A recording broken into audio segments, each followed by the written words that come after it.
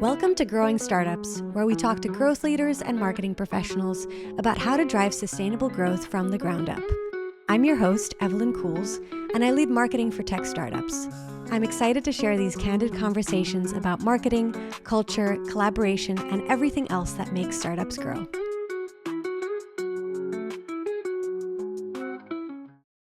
Welcome, Matt Tatum, to Growing Startups. Today's guest is the VP of Business Development at TSC, which is a marketing agency for B2B tech startups, tech companies, particularly in the work tech space. We've been in similar spaces, industries for a couple years now. Yeah. And every time I talk to you, I feel like you have such interesting insights and takeaways because you work with so many different companies. So really excited for this conversation today. And why don't we start out with you leading us through a little bit of your background and then what you do at TSC. Ooh, all right. My background. Well, thank you for having me. I'm really glad to be here and be a guest on your podcast. Let's see here. I am older than I look. I have been doing this whole sales and marketing thing for about 20 years now. And I started my career at a B2C company, a CPG company, Clorox, doing sales and marketing work actually for Kingsford Charcoal, and worked on the Walmart account. And when I did that for a couple of years, I had a buddy who worked at an agency up in Portland, Oregon. I went to school with him. And at the time I was living in Arkansas, just post graduating from college, just got married. My wife was ready to get the heck out of Arkansas. I love Arkansas, by the way, but she was ready to get out. And so we had this opportunity to go out to Portland, pretty much move there, like sight unseen. Like I went out there for one interview and I got connected with this agency that was doing the most crazy, cool, like marketing build outs and designs for really cool, amazing brands like Nike and Microsoft and Apple and Starbucks and Coke and Adidas. And so I did that for like 7 years, and it was like front row seat to like some of the most like amazing brands in the world and how they thought about marketing. And it was all B2C, right? All consumer brands, a lot of like brand in real life, like build outs, like pop-up shops and retail marketing and all kinds of cool, like over the top stuff. And then I moved back to Texas, which is where I'm at now in Fort Worth. And we were just talking about Texas, and it's a little bit warmer here than where it was when I was up in Portland, but at least it doesn't rain quite as much here. And I just kind of was ready for something new. I got connected with what was at the time called the Star Conspiracy. And it's now called TSC. We actually rebranded a couple weeks ago. And we are a marketing agency for basically B2B tech companies. And so when I got connected with the company, like the world of like B2B software was like brand new to me. And so it was a new kind of space to explore. I moved into more of like a traditional sales role within the organization and less kind of like sales and account management. And it's been a really cool experience. And so over the last, 12, coming up on 13 years that I've been with the agency, it's been, making connections with new companies, kind of telling them about TSC, the Star Conspiracy, and kind of what we do and how we help companies. And really what we do is we help brands connect with their buyers, pretty simply. We help companies create really great brands that can kind of stand out, be differentiated. We help people connect with their ideal buyer, based on more than just saying like, hey, here's our product. These are the features and functions. It's like, how do we make like real, like human to human connections with other buyers, even though we're in the B2B marketing space? And then we help build brand awareness, drive demand, help companies grow their business. So I've been doing that for 12 years now, and recently started a podcast of my own about a year ago. And so that's been kind of a new thing. And yeah, that's me. That's awesome. Yeah, I think the connection piece that you said about what TSC does is really what stood out to me as well, and what I always kind of come back to when I think about, if you need marketing support, someone that also thinks outside of the box. You guys definitely look at obviously the traditional methods of marketing, but then also it's changing so much, especially in these last Yeah. couple years. It feels Mm-hmm. like you can never catch up with like how quickly things are changing and where Totally. people are looking when they're considering a product. I feel like there's just so many new things, and Mm-hmm. yeah, I think if you're on the market in the market for marketing support, but you want to kind of make sure that you're looking at everything that's new as well as traditional Mm-hmm. marketing, you guys are always top of mind for me. Nice. Thanks for the plug. Yeah, we're trying to redefine marketing for tech companies. And, when you think about B2B marketing, it can get kind of like stale and safe and very metrics oriented and very kind of digital cost per click type of oriented. We're really trying to break outside of that and help brands break outside of that because, the thing about marketing is it used to be based on like, how do you do something really differentiated and stand out from your competition? And so much of like the playbook and like B2B marketing over the last, 10 years or so has been all very performance driven. It's like you run a playbook, the same playbook that everyone else is, doing is like, let's put out good content. Let's try and convert people into MQLs and into SQLs. And then like, how do we kind of really refine that demand gen engine? And at some point, like people stop viewing marketing's job as being creative for the point of like differentiation and being memorable. And so we're trying to bring a little bit of that magic back to the B2B marketing space. For sure. I think the word safe is definitely something that you can easily get caught in because doing things outside of the box or actually having like a brand voice or brand opinions Yeah. seems very scary. But at Yes. the same time, like people connect with people, and if your brand Mm-hmm. has opinions or a very like specific voice, people will remember it and then connect with it if that kind of, feels right to them as well. And then Totally. anyone else that doesn't feel that, then, that's maybe not your target customer either. I agree completely. Yeah, we try and do that more and more. It's at the end of the day, we said this earlier, like people buy from people, and people make connections with brands, not based on like the features that your product has, but like people still make connections with brands based on like shared behaviors, attitudes, beliefs, a worldview, perspectives. Like these are kind of my people. This is kind of my way of doing things. And, marketing and branding plays an important role on kind of that initial connection, like communicating what the brand is like, communicating what the people within the organization are like, communicating what the experience of working together should be like. Like that's the job of brand and marketing, right? 90% or whatever of the buyer's journey happens before anyone talks to your salespeople, especially in kind of the B2B tech space. And so, yeah, we need to, we say like, let your freak flag fly, kind of put it out there, like be more authentic, and people resonate with that. And not everyone, right? But, I mean, no company out there has to win 100% of the market. In fact, you can't win 100% of any market. It's like not possible. But if it was, then like Federal Trade Commission would break you up. Like you'd be busted up. It's like monopoly. And so it's like, if you can't get 100% of the market, if that's not reasonable, you really probably need like a big company has like 5, 10, 15% market share. So it's like find your people in that part of the share of the pie, go after those people and go hard, and say like, here's who we are and here's who we're for. I just love it when I see brands that are out there who are kind of taking some risks and being more authentic, putting actually a perspective out there that's maybe a little bit provocative, maybe a little bit like differentiated in that way. I love it. I think that's great marketing. Yeah, me too. And we're about to get into a bunch of do's and don'ts for startups and specifically in marketing. But before we dive into that, I always start these episodes with asking our guests for a wellness practice or a ritual, something that they do on a consistent basis to stay grounded in a very chaotic world, especially the world of startups. So, very curious to hear if you have anything like that. Well, let's see here. I have three.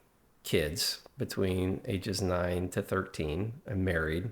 I have a 1-year-old golden doodle. And so I love to get out and go on runs. Like that's like my primary, workout. And it's the best way for me to like disconnect from being online and to be able to just run and use my body and, my brain and stuff like that. So that's my preferred method.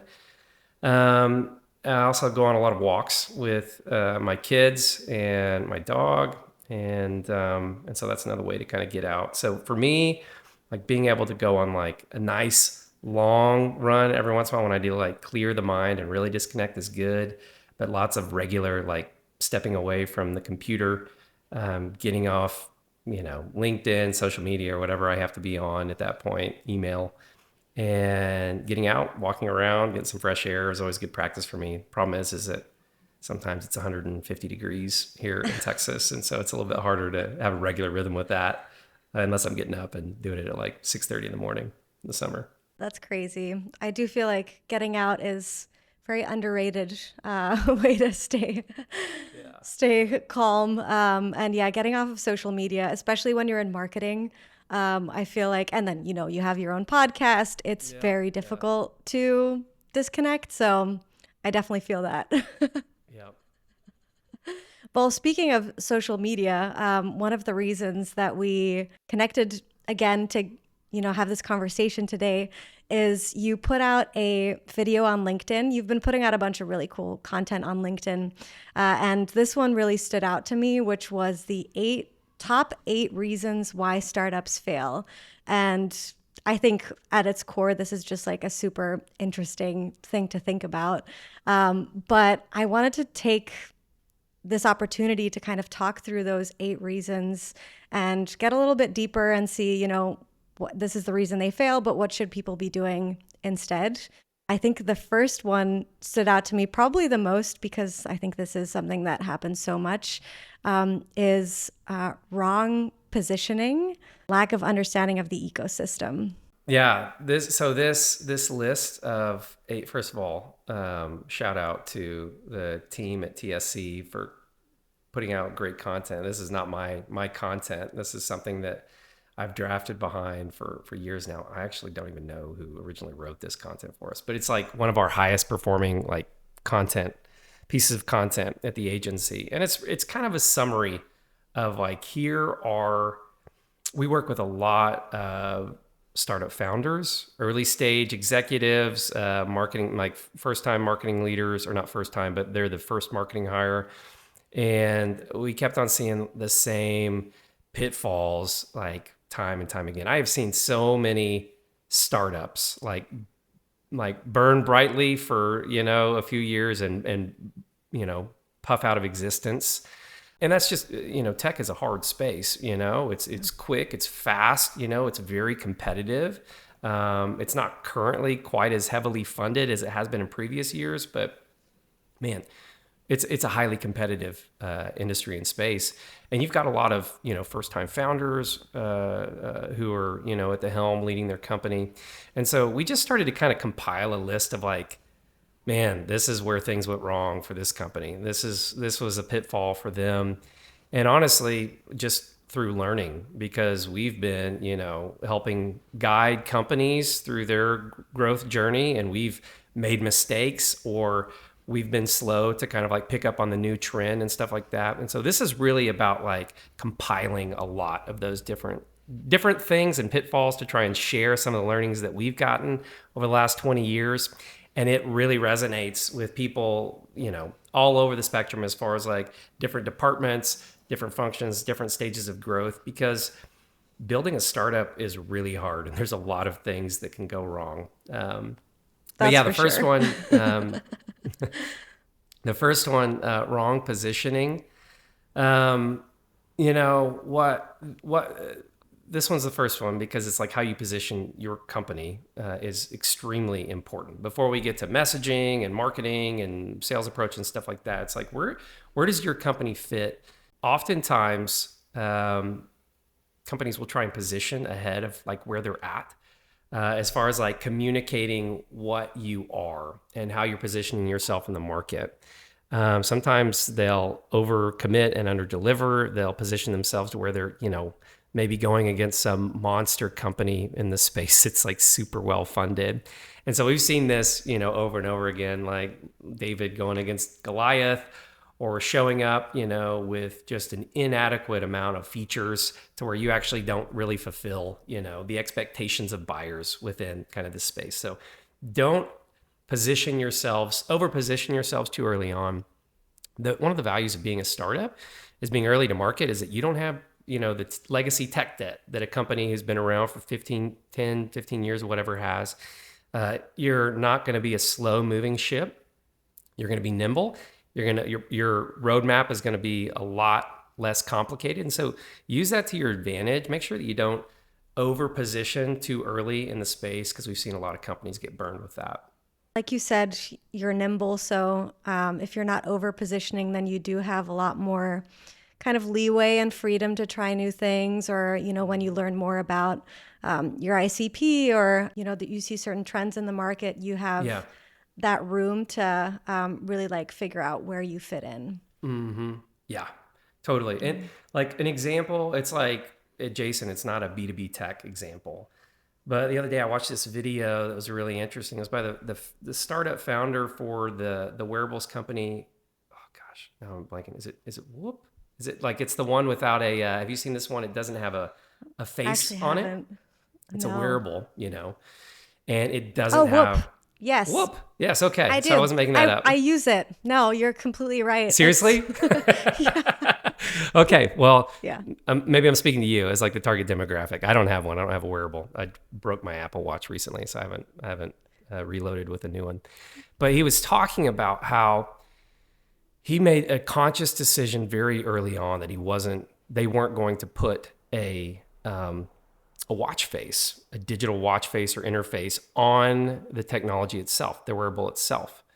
And that was a very conscious decision, because they didn't want to be a smartwatch. And the minute that you put a watch face or a visible readout on your wearable, you're automatically put in the category of being a smart watch. And so consumers expect certain things that go along with a smart watch, And so all of a sudden your product team is having to go out there and build all these features that support kind of this functionality of this watch. And so that's a product line of reasoning, but I loved kind of the founders thinking of so far upstream. It's like, no, we're positioning ourselves to actually be the world's best performance wearable for performance athletes. And that's what we want to be about. And that's how we're going to position ourselves.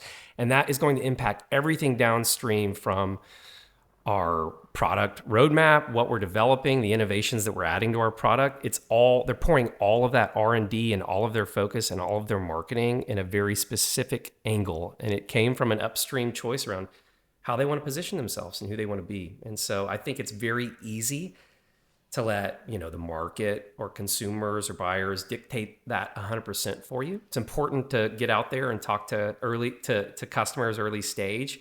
But when you're a startup, you don't have a lot of customers yet, it can be easy to look at like company over here or company over here. Let's go after them. Let's position ourselves to go after that business. And if you don't make smart decisions about focus early on in your positioning and your product roadmap and your marketing downstream, it can get you in trouble. That's a super important lesson for tech as well. I mean, Yeah. of figuring out who you're competing with and like how far you want to take that. And like you said, it's very easy to get into this path of like just developing so many features that your competitors have and not really sticking to the thing that you decided you want to do. Right. So yeah, totally. Great one to start with. Another one that I guess we kind of already talked about a little bit in the very beginning of this conversation with like not being afraid to stand out or, not always playing it safe, is not differentiating or not doing it in the right way and potentially over differentiating by creating a new category, for example. Yeah. Man, my role in business development is talking with go-to-market leaders, founders, executives, kind of in that space. And differentiation is always an important part of our conversation because people are going out and competing against different companies and they want to win. And so one of the most common ways that startups like to differentiate is they don't like to be labeled the same way as their competitors, because there's a belief, whether it's right or wrong, that they have built a better mousetrap, that their product is better, and maybe that it's so much better that it shouldn't even be in the same category as this company, that's this stodgy company that's been doing this for like 10 years, which is like forever in the tech industry. It's like, how can you put me in the same category as that organization? And we're in a unique moment in time, just with like the explosion of AI and just the use cases that brings, and like everything's the world of technology is definitely in a time of disruption. So there may be more opportunities for creating new categories whenever you have something such a substantial game changer as AI introduced into the software market. But that being said, most startups, when they have a new solution, are very keen to call it something very different that makes them maybe sound different than their competitors. But the problem is that you have this whole infrastructure that kind of works behind the scenes around how buyers find products, right? There's usually like analysts out there that have their like different reports of they're compiling all the companies within this space. You've got the way that people find things is on Google, and they search with like, I have this pain point. Maybe they search for like a category solution that they know or they understand because they've been to, I don't know, HR tech for, 10 years, or, one of the recruiting tech or SHRM or whatever. They've been to a lot of these conferences and they hear, oh, these are the categories within the solution. There's like a momentum of categories that like, that's how buyers find brands. And the picture that we use sometimes to talk about it is like, think about going to a supermarket back when people actually went in, before we just ordered it all on DoorDash or whatever for, pickup outside. You go in, and the way that you find products is they're all organized through aisles, and you go down an aisle and it's like similar products within a category are on one aisle, and that's how you find them. And the way that you find new products within that category is it's like, oh, I'm in the noodles pasta section, and I see, this is like chickpeas, it's made with chickpeas, not even made with wheat. Like, this is something completely different. The challenge with like startup founders who say like, my product is so different, it shouldn't even be in that aisle. It needs to be in a completely different category. And so what ends up happening is that, in a supermarket, like that back corner, when, back by the restrooms, or there's like a set of shelves over there, and it's like, so this true. is the products. We don't know where to put them anywhere else, so we're going to shove them in the back by the bathroom. And that's kind of the equivalent of what a lot of founders try and do whenever there's this significant gravitational force around categories that they just don't want to be a part of because there's some disdain and maybe some like better than, feelings about that. Say, we're going to call ourselves something completely different, but nobody's finding that. So you're putting yourself in the back corner, way away from where buyers are already looking. The better way to differentiate is to find the aisle where you're the closest fit. And then once somebody gets there, then tell them why you're completely better and different and, completely better than all the other solutions on that aisle. That's fine. But don't lead by setting putting yourself in a place where customers actually won't ever actually find you. I was in Whole Foods the other day and noticed that one little section by the bathroom where I was like, wait, what are all these different things doing here? And you just completely miss it. So you're so right. It's a really good visual. And I think it creates like extra work for you as a marketer because you have to educate people first. Like if you do choose to create a new category and they land on your website, they're like, well, I have no idea what this is. So you can't even like really put these are my top 3 benefits first. You have to educate them first on like, what is this thing even, and how does it fit into your tech stack? So I think creating a new category is only very few times the solution for tech companies. Yeah, totally agree. And then another thing that we touched on a little bit earlier was choosing, I guess, your audience that you're trying to target, and that it doesn't always have to be everyone. And a lot of the times, I think startups have this idea of like, okay, if we position ourselves in a way that appeals to everyone, we're just going to have like way more options and way more potential customers. But that doesn't always work very well. It doesn't work. Yeah, there's an aspect of being a startup where you have to oftentimes go out and fundraise to get capital to help grow your business, right? And so there's an appeal to looking at it like a total addressable market. It's like, look at how huge this thing is. It's big. And we can service such a significant portion of that total addressable market. That's fundraising. I'm not a fundraiser. I'm not a startup founder. I've never gone through that or anything. What I know is marketing. And so what I felt is that a lot of people will kind of go with that same approach when it comes to our marketing or even a set of sales targets, right? It's like, yes, technically your product can be a benefit to all of these types of organizations, all of these types of buyers. I was talking with a company recently about this. They've got huge deal sizes, and they technically can sell to anyone. But the problem is that all of their business is through existing relationships. They haven't been able to crack the code on creating net new logo acquisition through outbound sales or inbound marketing or whatever you want to call it. And if you look at their messaging, if you look at their website, their marketing, everything that they put out there, it's because they're saying like, we do everything for everyone. And so it's like, okay, what does that even mean? It's like, that doesn't appeal strongly to anyone. And so when you think about target market from a messaging perspective, it actually works in your interest the sharper that you can get, the more focus that you can get, instead of trying to appeal to 100% of the market with a message, which is going to be impossible. What if you tried to appeal very strongly to 5%, like 1 in 20 buyers, like 1 in 10 buyers instead of all the market? Like, think about how more specific you can get with saying like, actually, like, here's what we do and it's purpose built for you.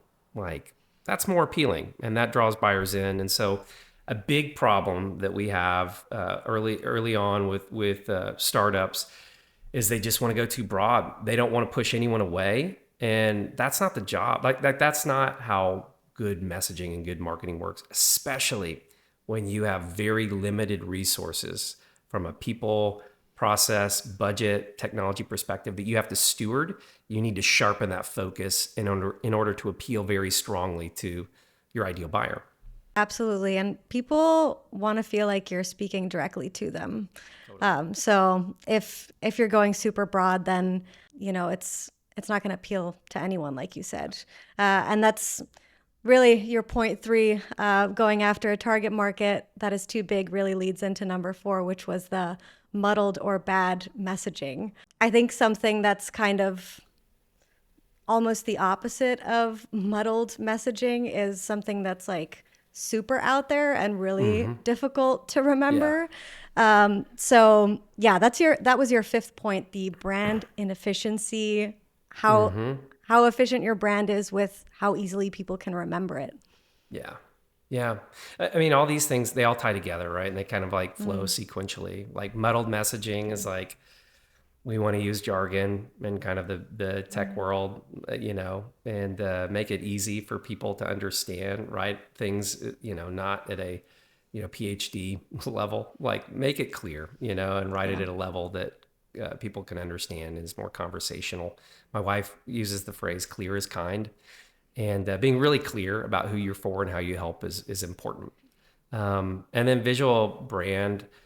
I mean, all of these recommendations around don't get too broad, don't be too vague. It's like everything needs to be really sharp and really targeted when you're a startup, because no one knows you. No one understands what you do. You're not benefiting from a brand legacy, from, lots of customers and things like that.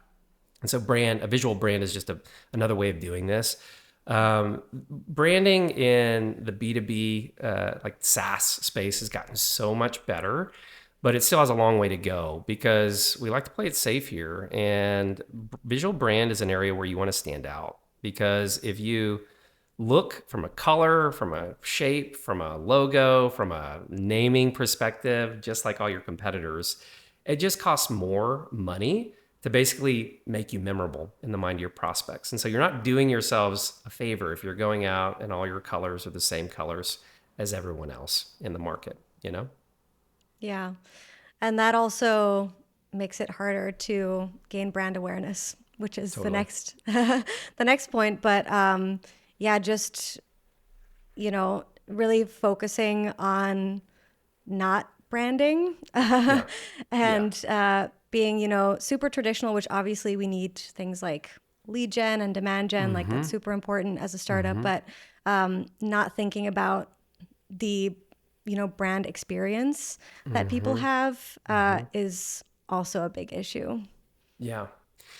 Yeah. I mean, there's kind of this false dichotomy that it's like we invest in demand generation, like quantifiable, attributable, channels that kind of lead to pipeline, opportunity creation, or we invest in brand, which we know is a long-term thing. It's like taking our vitamins. We know we're going to thank ourselves 2 years from now, but it's not measurable. It's not trackable. It certainly isn't going to contribute to anything in the short term. The reality is that is like a much too, it's an oversimplification, and it's not true, because you're more likely to, I don't know, do a demo with or engage with a piece of content with a company that you've heard of and that you. So those things are interlocked, brand and demand. A stronger brand helps you perform better from a demand generation, lead generation perspective, right? Helps you defend your price point, helps with things like sales cycle and stuff like that, because like you mentioned earlier, this is a brand new company. I've never heard of them. I need to do some due diligence to, like, how do I know that I'm not just being like, scammed, or this is a horrible solution or whatever like that. Those are all things that slow down the buyer's journey. So we are helping to sell software, which is inherently an online solution. And so it makes it really easy to want to go into these digital channels exclusively, where people shop and buy and click, and we can measure everything and assign attribution very directly.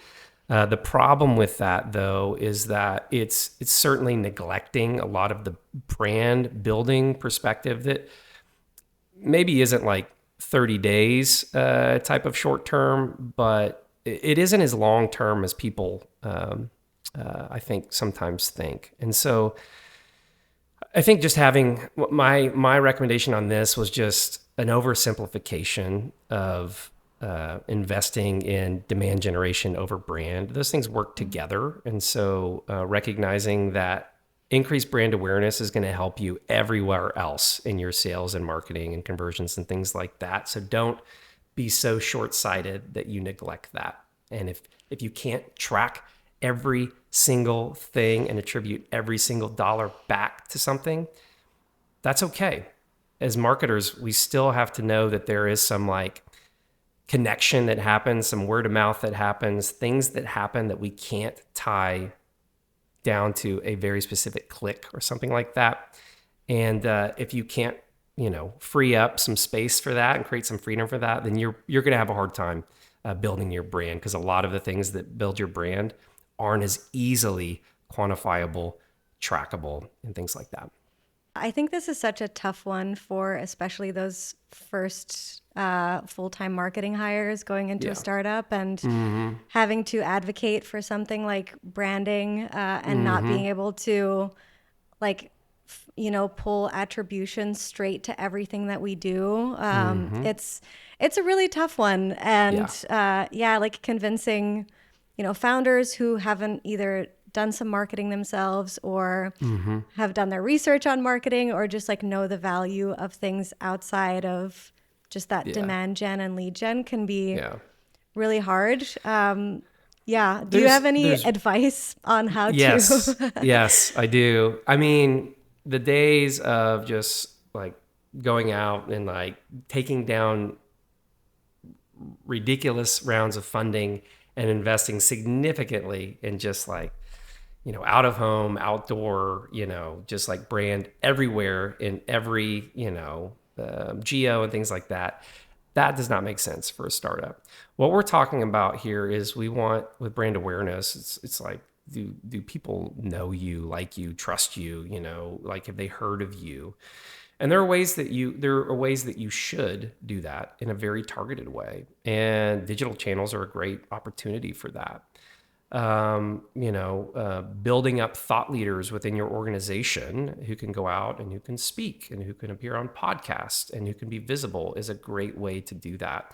Being very targeted with like geo strategies and things like that, geo fencing, just being more targeted is a good way to think about building brand. And then once you begin to build brand within like a target audience, even if it's a small little pocket somewhere, then you can kind of reproduce that elsewhere, and you can have like 2 or 3 little pockets here, and then you can continue to grow and expand it. So certainly there's a stumbling block here too, where you go too big, too broad based, too quickly, and that's a good way to run your company in the ground as well.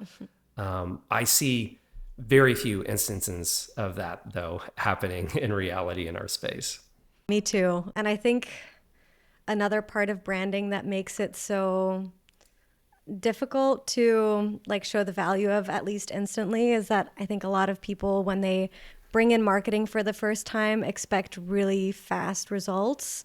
And I'm someone who, when I started an organization, I always try to do some quick wins based on Yeah. things that have either worked in the past or I Yeah. know work in the space.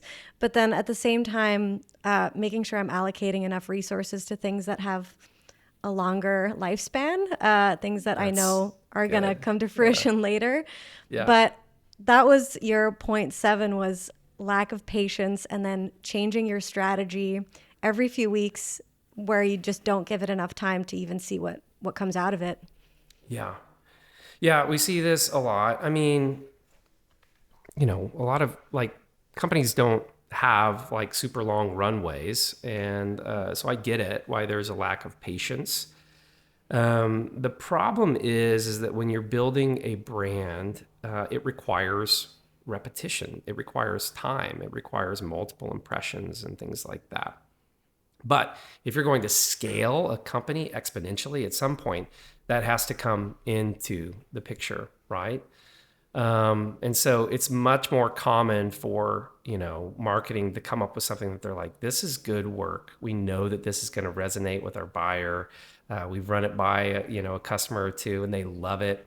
And then you put it out in market and it just kind of falls flat when it starts out with. The most common course of action there is like immediately pull all the investment out of that and let's shift it back over to like the quantifiable, like hardcore, measurable space. There's just not a lot of breathing space for anything like that. And it takes time, And so there's a balance there, certainly. We need to learn from our campaigns being out in market. What's working well? What's, maybe you made a big investment, in a certain event or a certain strategy and it fell flat. We need to learn from those things. That's not what I'm saying here. But what I'm advocating against is just this schizophrenic kind of back and forth, like can't really stick in one direction very much. And so your brand out there, it's just a lot of stopping and starting, which also isn't a good look, and it's not a good experience for the buyer. And so having some patience, having some courage to be able to put some stuff out there and give it some time to breathe, to grow, to experience some word of mouth and things like that is attention that we need to lean into a little bit more than we do, I think. Yeah, it's finding a balance, which is very difficult in the tech startup space because everything else is moving so fast Yeah, that I totally. feel like within an organization, pivots can happen like so quickly, whether it's, the way we do things in the product, on the product side or the sales side. So kind of like finding a middle ground, which I don't know if that even exists, but at least being cognizant of the fact that like some things just need a bit more time to, Yeah, otherwise you're investing in things that, you're throwing away money because you that's didn't right. even learn anything out of it. Yeah. Yep, that's right. Yeah. Yeah. And then the last one, which I thought was actually kind of funny, but also when I think about it, it's true a lot of the times with startups, Mm-hmm. is, kind of like being above your Mm-hmm. target audience, or like having disdain for your buyer because I don't know, you're doing something so innovative and so new that you're like better than people in Yeah. the industry, Yeah. which I do think Yeah. happens a lot too. Mm-hmm. It does. Yeah. Especially when you're hearing conversations behind the scenes that are not in front of a buyer, or whatever. It's this out of all of them, out of all these eight reasons, this is the one that I feel like tends to strike a nerve the most. Um, I think you see it most in like, it happens with first time founders and, startups, where the founder's done this, 3 or 4 times in a similar category. Oftentimes people will come out of that industry in that category and they have a pain point or a challenge that creates a use case for a product that they can go out and build and get out there in the market. And so oftentimes it starts that way.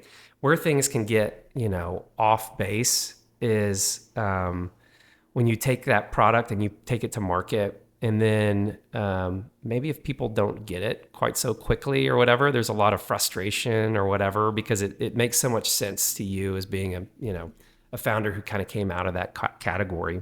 And certain, markets can be frustrating to sell into, and so I think it can be easy to allow that disdain for your buyer, or thinking that you're better or whatever than them is really destructive, especially if it begins to extend from your team. Because I think that the best marketing is being the source of like the most value creation that you can be for your audience, because you want to help, and if you're out there helping them, making their job better, they may not have budget dollars right now. They may not have that need right now, but if you are their like go-to source for something, and are creating that value that way, that's going to benefit you in the long run. It may not be a direct purchase. It may be a referral or something like that. That all breaks down if we have disdain for that group and we're not really there to exist to, help them, to grow them, to help them solve their problems. Those to me are the companies that really love that and are really passionate about that, or I think the ones that have the long-term success, because, you can tell, it comes through in ways here and there. So yeah, this is an interesting one, and it's been interesting that it strikes such a chord with people, and people are like, oh yeah, I've worked with this company. They hate their buyer. They are so annoyed and frustrated with them that I'm like, man, you should not be selling to this buyer. Then you need to find a new market to go into. I thought it was a very interesting one because I haven't really heard anyone say it, but like you said, behind the scenes, this is a thing that's actually pretty common within startups. So yeah, I thought it was an interesting one to call out because it's like a gut feeling thing that happens, but I hadn't really like seen it on a list of reasons. Yeah. Yeah, why startups fail. So yeah, those were the 8 reasons in that video. Is there anything else that you feel like? I mean, these are, I feel like, really big topics. But is there anything else that you would give advice to people coming into an organization, since you do work with so many, first time marketing hires? Anything that you would, say to them? Well, we could probably do a series of podcasts on that. This has been a fun conversation. I think, the playbook for marketing is like at a moment of disruption and innovation. And so this is the time and opportunity for startups to really establish themselves as leaders. There's a real opportunity here that was much harder, several years ago when we were in kind of the previous wave of marketing and growth strategy and things like that. You see companies that have, I don't know, like 2-person marketing teams, like a chili piper or something like that. Yeah. And you find out that like they've got a small, lean team, but they're doing a different playbook. I'm passionate about that right now. I think that's like the exciting topics to be talking about and helping companies with. And so the opportunity is now. It's not the old way of doing it. There's a new playbook. And so those are the things that I would advocate for. Find a good trusted partner who can kind of help you build a modern go-to-market playbook, and be courageous, take some risks, learn from your mistakes, and make sure you know your ICP, your radical buyer, and that you kind of zero in on them and don't let too much of the noise in the market steer you off track. Yeah, I think that's a great note or takeaway to end on, because it can be super overwhelming. I'm also a marketing team of one, and in a lot of startups, that's just the reality. Either one person or a super small team, and yeah, it can be so easy to look at all these things that other people are doing, feel super overwhelmed. But like you said, the opportunity is now. There's so much that you can just experiment with, like you can kind of leave those playbooks behind and see like there's so many opportunities and paths that you can take. So it is a very exciting time in marketing too, and it's not all bad. That's right. It's not all bad. Lots of exciting stuff going on. Yeah. Well, as we close out this episode, I do want to ask you one more question, which is, what is something that you're excited about in both your personal and in your professional life? I think, I really enjoy meeting people. I enjoy like growing my network, and something that I'm excited about is just the opportunities to continue to do that. Podcasting has been a really cool opportunity to meet new people. Events and getting back in person after we were all locked, in our houses during the pandemic has been really good. I'm a people person. I like to get out there and share ideas and things like that. And so this is just, a really exciting time for that, So I'm excited about that. I'm going camping this weekend with my family. We're going to do an overnight with cousins out at a state park. So looking forward to that in the short term, hoping we get some cool-ish weather down here in Texas. That's awesome. Camping is the best way to get out and just completely disconnect. And then speaking of connecting, where is the best place for people to connect with you? Best place to connect with me is on LinkedIn. You can share my profile, and I spend a lot of time there. And so feel free to message me, if you have questions or if you want to learn more. Always happy to chat and share ideas. My email is matt@tsc.chat. We just rebranded from the Star Conspiracy. Our website is now, we got rid of our website. It's now a snarky AI-powered chatbot called ChadBot because he's a little snarky. And so you can also engage with us there. Our website is tsc.chat. That's hilarious. I have to check it out because I have not seen the newest version of the rebrand, and that sounds hilarious. All right, Matt, thank you so much for being on, and thank you all for listening to this episode. Thanks for having me.